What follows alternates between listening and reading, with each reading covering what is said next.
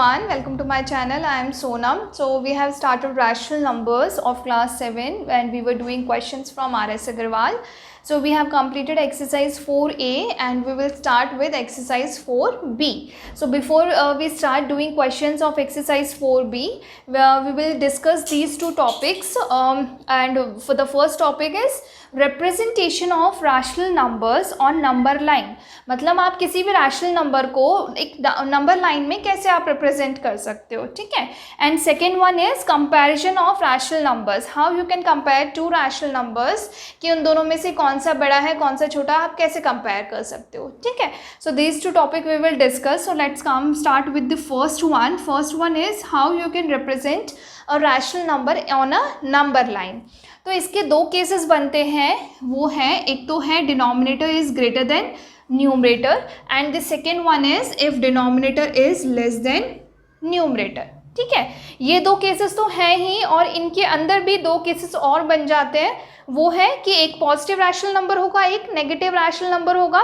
Same यहाँ पे जब denominator is less than numerator है, इसमें भी एक पॉजिटिव रैशनल नंबर को लेके देखेंगे और एक नेगेटिव रैशनल नंबर को लेके देखेंगे, ठीक है. So let's start with this one. Denominator is greater than numerator. So I will explain you this by example.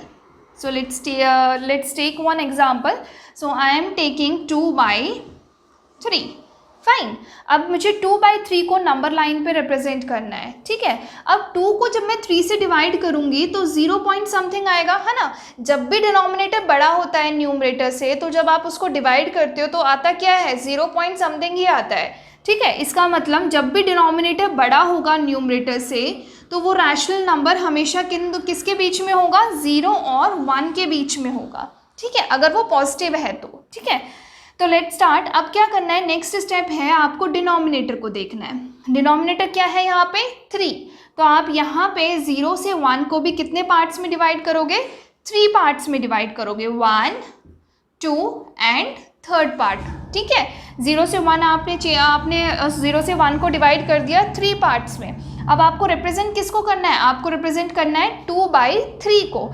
तो 0 के बाद आप काउंट करना स्टार्ट करोगे, 1/3, 2/3, ये हो गया आपका 2/3, ठीक है. इसको मैं एक और एग्जांपल से समझाती हूँ आपको. For example the question is to represent 3/5 on number line, ठीक है.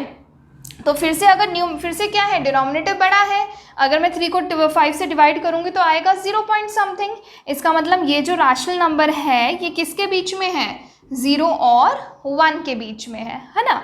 और फिर से मैं क्या करूँगी, डिनोमिनेटर को देखूँगी. डिनोमिनेटर क्या है, 5 है. इसका मतलब 0 से 1 के बीच मुझे कितने पार्ट्स में डिवाइड करना पड़ेगा, 0 और 1 को 5 इक्वल पार्ट्स में, 1, 2, 3, 4 and this is 5th part, ठीक है. अब रिप्रेजेंट करूँगी मैं 3/5 को. तो यहाँ से काउंट करना शुरू करूँगी, 1/5, 2/5 and this is 3/5. Okay, so like this we need to do with a positive rational number in case when denominator is greater than numerator. तो अब हम डिस्कस करते हैं, अब हम देखते हैं अगर नेगेटिव रैशनल नंबर आ जाता है जिसमें डिनोमिनेटर न्यूमरेटर से बड़ा है तो उसमें आप कैसे करोगे, ठीक है. So let's start. So again I'll take one example, that is let's say I'm taking 2/7 -2/7, ठीक है. अब 2 को 7 से डिवाइड करूँगी तो फिर से क्या आएगा, 0 पॉइंट समथिंग आएगा. अब यहाँ पे एक साइन भी इंक्लूड हो जाएगा, दैट इज -0 पॉइंट समथिंग आएगा. -0 पॉइंट समथिंग का क्या मतलब है, ये 0 है, आप यहाँ लेफ्ट में बढ़ रहे हो तो तब आता है -1. इसका मतलब -0 पॉइंट समथिंग जो होगा वो 0 और -1 के बीच में होगा, करेक्ट. अब नेक्स्ट जो स्टेप है वो तो सेम है. इसका डिनोमिनेटर क्या है, 7. तो आप इसको भी किस में डिवाइड करोगे, 7 इक्वल पार्ट्स में डिवाइड करोगे, 1, 2, 3, 4, 5, 6 and this is 7th part, ठीक है. अब आप इसको रिप्रेजेंट करो, स्टार्ट -2 चाहिए आपको, तो यहाँ से काउंट करना शुरू करोगे, -1/7 -2/7. So this is -2/7. Okay, now let's say if the question was to represent -5/7, तो क्या करना है आपको, -2/7, -3/7, -4/7, -5/7. So this is -5/7. Okay, so like this you need to represent a rational number, either it is positive or negative in case of when denominator is greater than the numerator. Now let's come to the next case. Yes, so the next case is denominator is less than numerator. So again I'll explain this also with an example. So let's say I'm taking 13/5. 13/5 मैंने ले लिया, पहले positive ले लेती हूँ, उसके बाद एक नेगेटिव लेके भी दिखाऊंगी आपको, ठीक है। तो 13/5 है। अब यहाँ पे आप 13 को जब आप 5 से डिवाइड करोगे तो कितना आएगा, 5 2 ज़ा 10, 3 इज द रिमाइंडर। सो अगर आप इसको मिक्स्ड फ्रैक्शन में लिखो तो आप इसको 2 3/5 लिख सकते हो, करेक्ट, या फिर आप इसको 2 + 3/5 भी लिख सकते हो, बोथ आर सेम, ठीक है। अब 2 में कुछ प्लस कर रही हूँ, दैट इज 3/5, और 3/5 क्या है, रैशनल नंबर है, और जहाँ जिसका डिनोमिनेटर क्या है, बड़ा है न्यूमरेटर से, मतलब 0 पॉइंट समथिंग कुछ होगा, है ना। अब मैं 2 में अगर 0 पॉइंट समथिंग कुछ ऐड कर रही हूँ, मतलब 2 पॉइंट समथिंग कुछ आएगा, करेक्ट। अब 2 पॉइंट समथिंग कुछ आएगा, इसका मतलब ये जो रैशनल नंबर है ये किसके बीच में है, 2 और 3 के बीच में है, राइट, 2 और 3 के बीच में है। अब ये तो हो गया 2, ठीक है, ये तो हो गया 2 ये वाला। अब इसमें प्लस कितना करना है आपको, 3/5 को ऐड करना है, राइट। अब आपका सेम वही प्रोसेस चलेगा जो आप पहले कर रहे थे, कि आपने देखा डिनोमिनेटर क्या है, यहाँ पे 5 है, तो आप इसको 5 इक्वल पार्ट्स में डिवाइड कर दोगे, 1 2 3 4, ठीक है।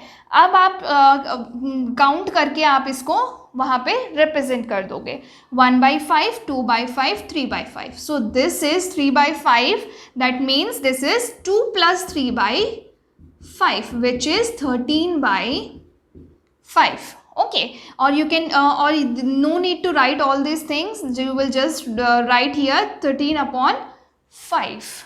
फाइन, तो इस तरीके से आप रिप्रेजेंट करोगे अगर डिनोमिनेटर जो है लेस देन न्यूमरेटर है, ठीक है।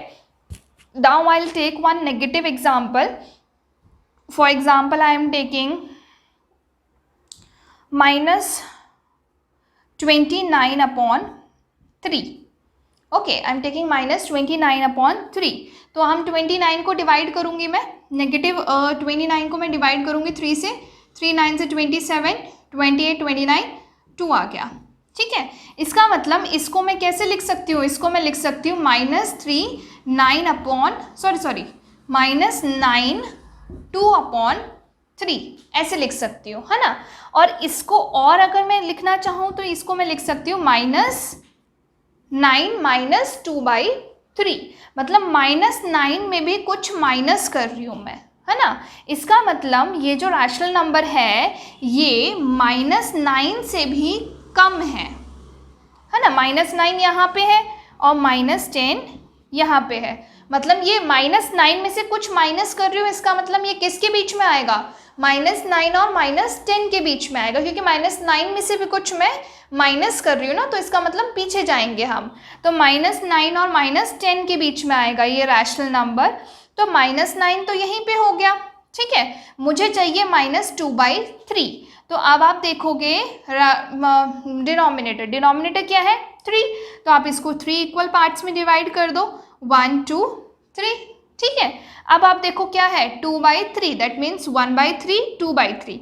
तो यहाँ पे आप मार्क करके लिख दोगे कि क्या है ये, फाइनल जो भी इनिशियली दिया हुआ था वहाँ पे वही रैशनल नंबर लिखना, ठीक है।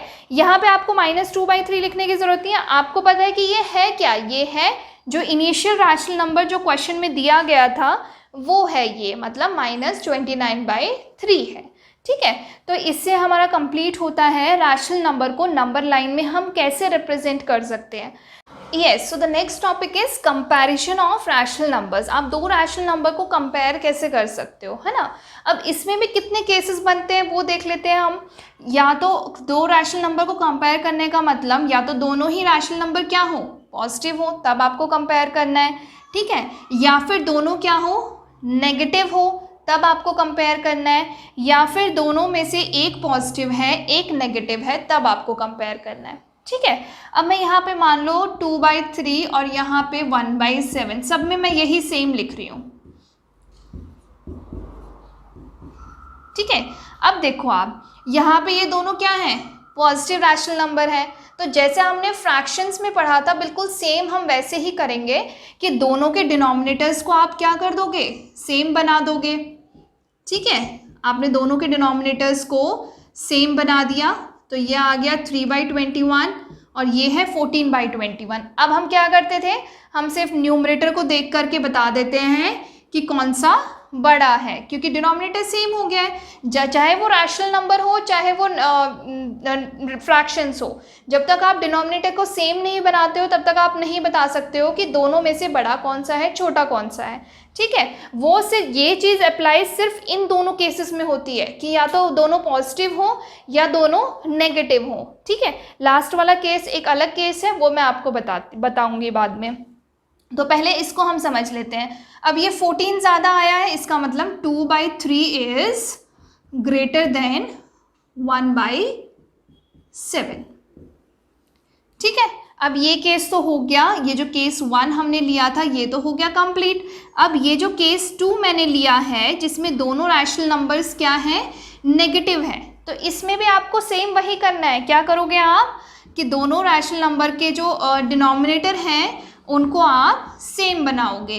ठीक है, तो ये तो आ गया -14/21 और ये आ गया -3/21। अब क्या होता है कि नेगेटिव, जब दोनों नेगेटिव नंबर्स होते हैं तो हमें पता है कि जिसका नंबर, जो नंबर बड़ा है वो छोटा होता है ना, क्योंकि जब हम नंबर लाइन में बढ़ते हैं तो -1, फिर उसके पीछे आता है -2, उसके पीछे आता है -3, तो -3 is less than -2, -2 is less than -1 and -1 is less than 0। मतलब डिक्रीजिंग में क्या आ रहा है, नंबर बढ़, जब नेगेटिव नंबर्स होते हैं तो नंबर्स बढ़ते जाते हैं, काउंटिंग नंबर्स, और उसका जो वो छोटे होते हैं, है ना, ऐसे ही चलते हैं हम।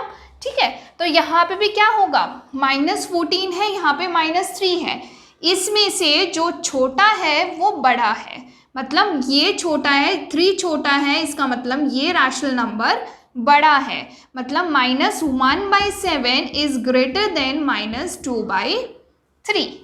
Fine, I hope you understood this.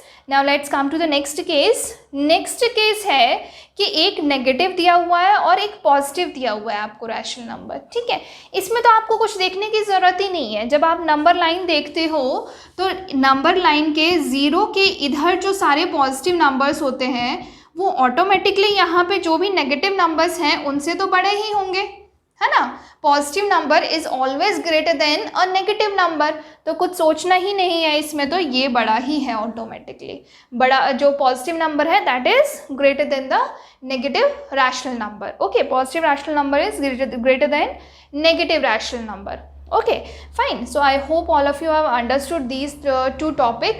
So in the next video I'll start the exercise 4B. Okay then, bye bye, take care everyone.